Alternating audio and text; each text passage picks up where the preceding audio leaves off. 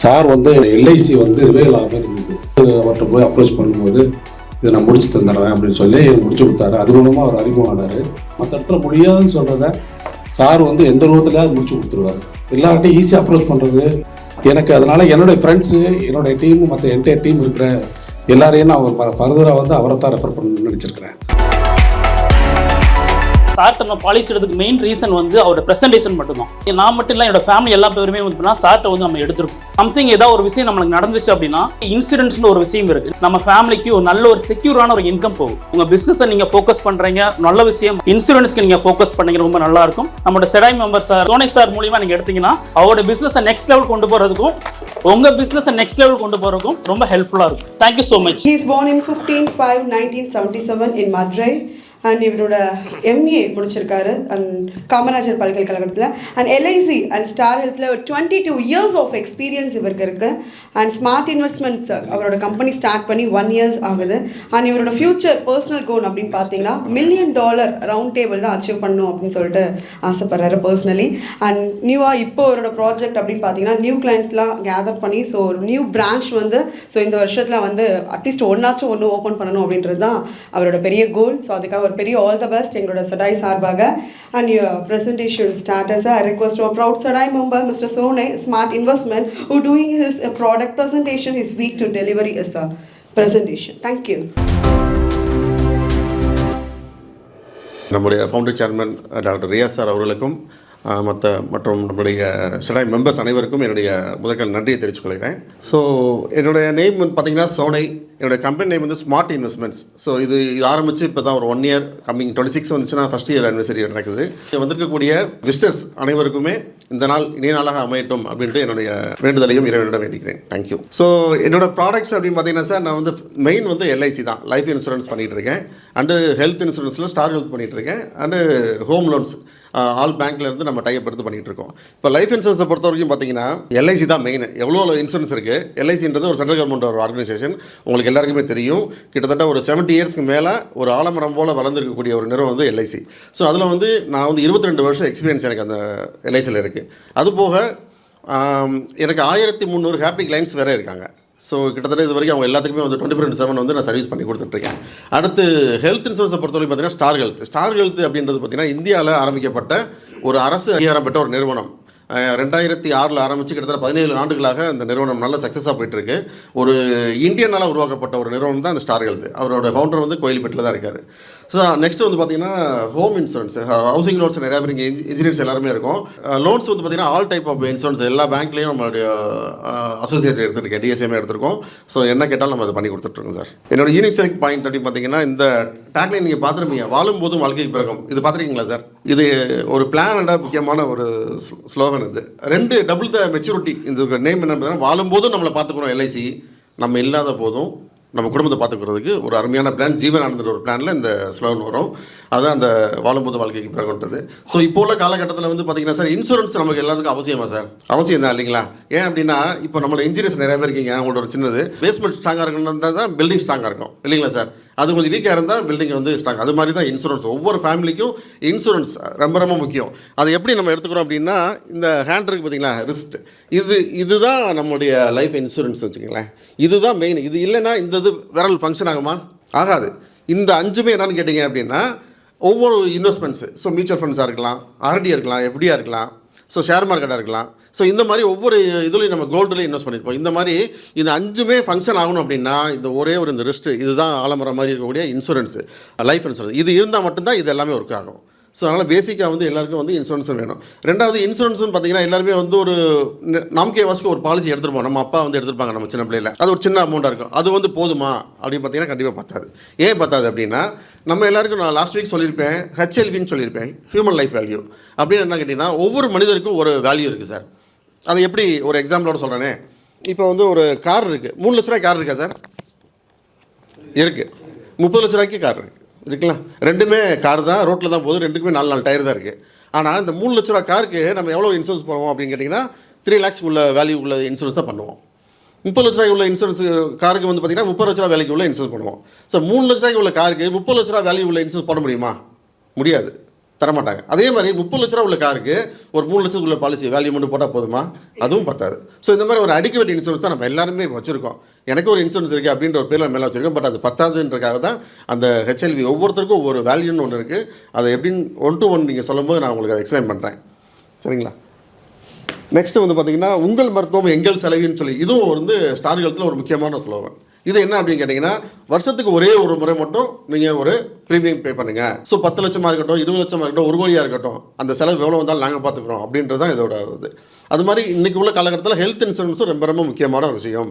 ஏன்னு கேட்டிங்க அப்படின்னா இப்போது நம்ம எல்லாம் பார்க்காத ஒரு விஷயம் வந்து பார்த்திங்கன்னா கொரோனா. நம்ம அப்பா அம்மா காலத்தில் யாரும் பார்த்தது கிடையாது. இது புதுசாக வந்தது.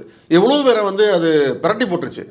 பணம் இருந்தும் சில ஆட்கள் இல்லாமல் போயிட்டாங்க, பணம் இல்லாதவங்களும் இறந்தும் போயிட்டாங்க செலவழிக்க முடியாமல். ஸோ அந்த மாதிரி நேரத்தில் வந்து ஹெல்த் இன்சூரன்ஸ் வந்து ரொம்ப ரொம்ப மஸ்ட்டு.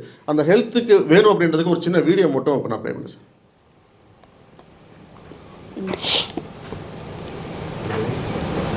இந்த 2024ல இந்த ஒரு மிஸ்டேக் மட்டும் பண்ணிடாதீங்க. உங்க எல்லாருக்கும் தெரியும் எனக்கு ரீசெண்டா ஆக்சிடென்ட் ஆகி சர்ஜரி பண்ணேன். அதுக்கு டோட்டலா எவ்வளவு ஆச்சு தெரியுமா? 6 லட்சம். ஆனா நான் என் கையில இருந்து வெறும் 10,000 தான் பே பண்ணேன். ஆமா, நான் லக்கிலி ஹெல்த் இன்சூரன்ஸ் வச்சிருந்ததுனால என் கையில இருந்து நான் அமௌண்ட் பே பண்ணவே இல்லை. இதனால தான் உங்களை ஒரு ஹெல்த் இன்சூரன்ஸ் எடுத்து வச்சுக்கோங்கன்னு சொல்றது. ஒரு ஹெல்த் இன்சூரன்ஸ் எடுக்கிறதுக்கு முன்னாடி இந்த விஷயம்லாம் நீங்க கண்டிப்பா நோட் பண்ணணும். செட்டில்மெண்ட் ரேட்னா என்ன, எவ்வளவு நெட்வொர்க்கிங் ஹாஸ்பிட்டல்ஸ் வச்சிருக்காங்க, நோ கிளைம் போனஸ் எவ்வளவு, room rent limit, free health செக்அப்லாம் கொடுக்குறாங்களா நோட் பண்ணணும். இங்க சில பேர் கேட்பீங்க, நான் ஆல்ரெடி கார்ப்பரேட் இன்சூரன்ஸ் வச்சிருக்கேன், நான் ஏன் பிரைவேட்டா ஒரு இன்சூரன்ஸ் எடுக்கணும்? நம்ம எல்லாருக்குமே தெரியும் கார்ப்பரேட் ஜாப் பர்மனன்ட் கிடையாது. நீங்க ஜாப் ரிசைன் பண்ணி வேற ஒரு ஜாப் போறதுக்குள்ள இன்பிட்வீன் உங்களுக்கு ஏதாவது ஆயிடுச்சு அப்படின்னா நீங்க உங்க கையில இருந்து தான் அமௌண்ட் பே பண்ற மாதிரி இருக்கும். அண்ட் ரிட்டையர்மெண்ட் அப்போ அந்த ஏஜ்ல இன்சூரன்ஸ் எடுக்கிறது ரொம்பவே டிஃபிகல்ட். இதை அவாய்ட் பண்றதுக்கு நீங்க பிரைவேட்டா ஒரு இன்சூரன்ஸ் வச்சுக்கிறது சேஃபா இருக்கும். நீங்க அந்த வருஷம் இன்சூரன்ஸ் யூட்டிலைஸ் பண்ணலனா நோ கிளைம் போனஸ் கொடுப்பாங்க. அப்படின்னா அடுத்த வருஷம் நீங்க கட்ட போற பிரீமியம்ல உங்களுக்கு டிஸ்கவுண்ட்ஸ் இருக்கும். உங்களுக்கு ஆல்ரெடி டயபெட்டிஸ் இருக்கு, இல்ல வேற ஏதாவது ப்ரீ எக்ஸிஸ்டிங் டிசீஸ் இருந்தாலும் ஒரு இன்சூரன்ஸ் எடுத்து வச்சுக்கிறது ரொம்பவே இம்பார்ட்டன்ட்.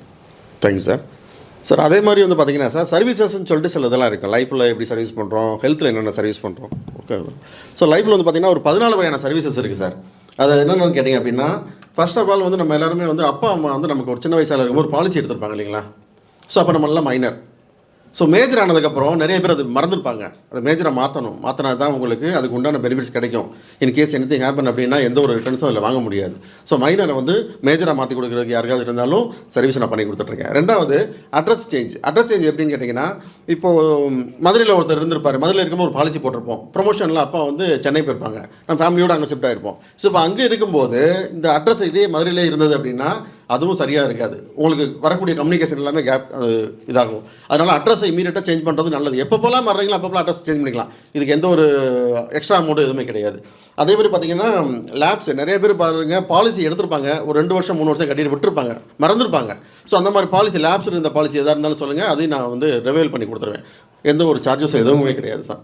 அதே மாதிரி கிளைம் வந்து 2 வகையான கிளைம் இருக்குது. Maturity claim and death claim. Maturity claim என்ன அப்படின்னு கேட்டிங்கன்னா நம்ம உயிரோடு இருந்து ஃபுல் அமௌண்ட் கட்டி முடிச்சு வாங்கக்கூடியது மெச்சூரிட்டி கிளைம். அதுவுமே நிறைய பேர் வாங்காமே விட்டுருக்காங்க, எவ்வளோ கோடி கிடக்கு. ஸோ அந்த மாதிரி நம்ம யாராவது இருந்தாலும் சொல்லுங்கள், வாங்கி கொடுத்துருவோம். ரெண்டாவது டெத் கிளைம் அப்படின்றது பார்த்திங்கன்னா இறந்தால் அந்த பணத்தை வாங்காமல், அதுவும் நிறைய பேர் தெரியாது, பாண்டு எங்கே இருக்குன்னு தெரியாது, அப்பா பாலிசி போட்டிருப்பாரு, அது ஃபேமிலிக்கே தெரியாது. அந்த மாதிரி நிறைய பேர் அந்த மாதிரி வச்சுருக்காங்க. அந்த மாதிரி இருந்தாலும் சர்வீஸ் பண்ணி கொடுத்துட்ருக்கேன்.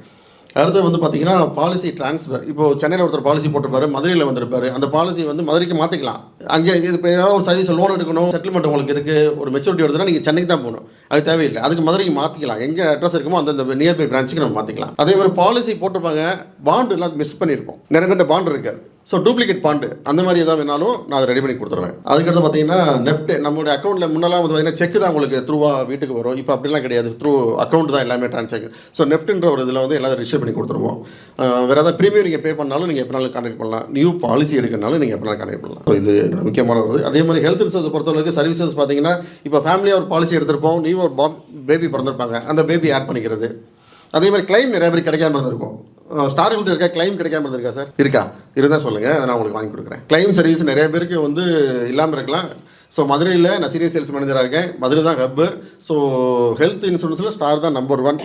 ஏன் அப்படின்னா ஹெல்த் இன்சூரன்ஸில் ஹெச்ஆரை பார்க்கக்கூடிய ஒரே கம்பெனி ஸ்டார் ஹெல்த் தான். வேறு எந்த கம்பெனியில் ஹெச்ஆர் மேனேஜரை பார்க்கவே முடியாது. ஸோ இங்கே மதுரையில் இருக்கனால ஈஸியாக நம்ம பண்ணி கொடுத்துக்கலாம். ஸோ ஒவ்வொரு மெம்பர்ஸுக்கும் ஒவ்வொரு ஃபேமிலிக்கும் தகுந்தாற் போல் ஒரு டிசைன் பண்ணி நான் பாலிசி பண்ணி கொடுப்பேன். ஸோ இதுதான் என்னுடைய முக்கியமான ஒரு thank you sir. Thanks for the opportunity. ஏதாவது கொஸ்டின்ஸ் இருந்தால் வந்து கேட்கலாம். கொஸ்டின் ஆன்சர் செக்ஷன் தான் சார். இப்போ ஒரே ஒரு கொஸ்டின் சார். ஸ்டார் ஹெல்த் இன்சூரன்ஸில் வந்து ஸோ ரிப்போர்ட்டை வந்து கொடுக்கல அப்படின்னு சொல்லி ஒரு கிளைம் பண்ண மாட்டாங்க, லேட்டாக ரிப்போர்ட் கொடுத்துட்டாங்க அப்படின்னு சொல்லிட்டு, அது பாசிபிளா சார்? இது நடந்த எவ்வளோ சார் இருக்கும்? இப்போ ஒரு 1 month 1.5 months இருக்கும். சார் இப்போ ரீசெண்டாக அது என்ன ஒரு அமல்மெண்ட் பண்ணியிருக்காங்க அப்படின்னா, ஒரு கிளைம் போயிட்டோம் அப்படின்னா 15 டேஸ்க்குள்ளே நம்ம இன்டிமேட் பண்ணியிருக்கணும், கிளைம் நம்பர் வாங்கியிருக்கணும். ஸோ நீங்கள் வாங்கின கிளைம் வந்து கேஷ்லெஸ்ஸா சார் ஆர் இன்வெஸ்ட்மெண்ட்டா சார்? நான் அதை செக் பண்ணிக்கிறேன். அது அது கிளைம் பண்ண முடியுமா? பண்ணலாம் சார், நீங்கள் அதை எனக்கு கொடுங்க, நான் பேசி பண்ணி கொடுங்க. Right, okay. தாராளமாக 3 இயர்ஸ்க்கு மேலே எந்த இன்சூரன்ஸ் கம்பெனியில் பே பண்ணியிருந்தாலும் ரீஃபண்ட் வாங்கிடலாம்.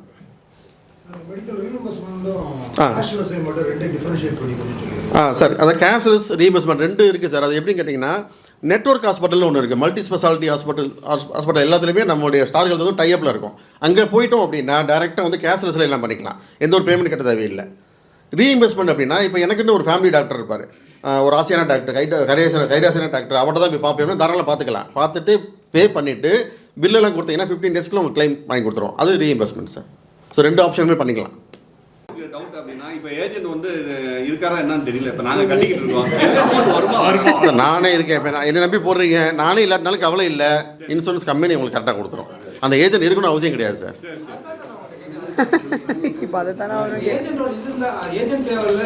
ஏஜென்ட் தேவையில்லை, ஏஜென்ட் தேவையில்லை. யார்கிட்ட வேணாலும் கொடுத்து சர்வீஸ் பண்ணி கொடுக்குறதுக்கு ஆள் இருப்பாங்க. அதுவும் இந்த மாதிரி சென்ட்ரல் கவர்மெண்ட் எல்ஐசியில் மட்டும் தான் அந்த மாதிரி பண்ணி கொடுப்பாங்க, ப்ரைவேட்டில் யாரும் பண்ணி தர மாட்டாங்க. அவர் அடுத்த ஜாப் போயிடுவார், அந்த மாதிரி தான் இருக்கும். சர்வீஸ் வந்து நம்ம எல்லாம் கரெக்டாக சரியாக இருக்கும் சார். வேற ஒரு ஏஜென்ட்ஸ் தான் நான் பண்ணது.